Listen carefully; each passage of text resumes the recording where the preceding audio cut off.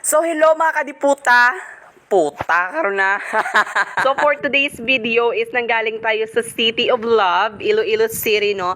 Pupunta tayo or uuwi tayo ng probinsya, no, para mag-fiesta. So nandito muna ako ngayon sa Haro Plaza. So ganito kaganda yung Haro Plaza ng Iloilo City. So pa sa mga hindi pa nakapunta, no, nandito si Madam, pa-picture lang kamo at charot lang do artista ba. So dito ako ngayon sa Haro Plaza. So sobrang ganda ng Haro Plaza. So sa mga hindi pa nakapunta sa Haro Plaza, so pumunta na kayo. Ay sana pa kamo magkadto, di ko magmalam na kamo.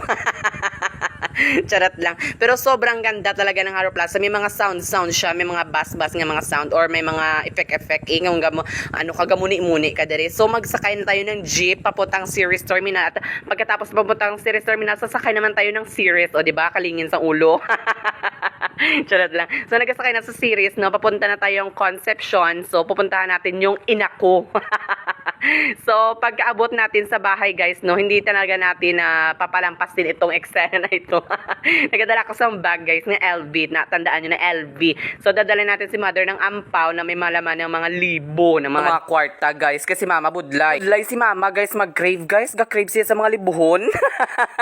Di puta na nanay ito. So ngayon, guys, pupunta tayo sa Sitio Dadoy, Barangay Nipa kasi may fiesta doon at in-invite ako ng aking classmates. Sitio Dadoy, Barangay Nipa. So doon tayo pupunta. So sasakyan muna natin ng motor. So kay sa ang ginrent natin nga sa lakyan, no, ging sakyan na sa mga tanga friend. To sila tumabayad sa renta.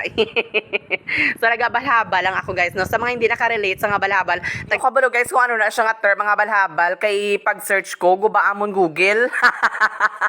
Di puta nga wifi ni nagubaamon PLDT, guys. So base next time kuliwat mag-vlog ti malakot ko na siya kay may sig na siya, guys, kaya syempre base magbalik ng data namon. Di puta.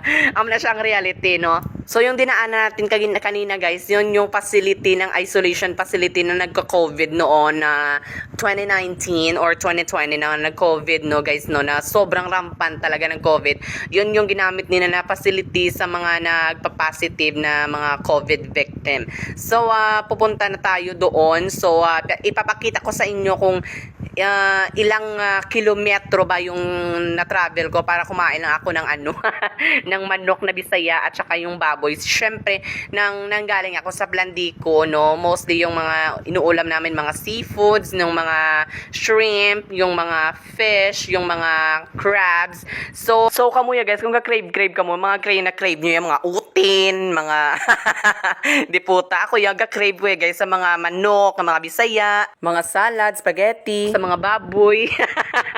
Di puta nga crave ato sa pistahan ga crave ba, charot lang. Pero true yan, guys, no, na miss naman ang pagkaon nga wala ta bala permi ginakaon, guys, no. Nakarelate makamuguro, no. May ara nga time nga makrave ka pero do wala mo man siya ginapangita. So dito na part, guys, nakita ko na yung sasakyan na ni-rent ko, no, sa dyan sa loob na yan, guys. Diyan, ay di puta man nga driver palak di na sa gakadto man, charot lang.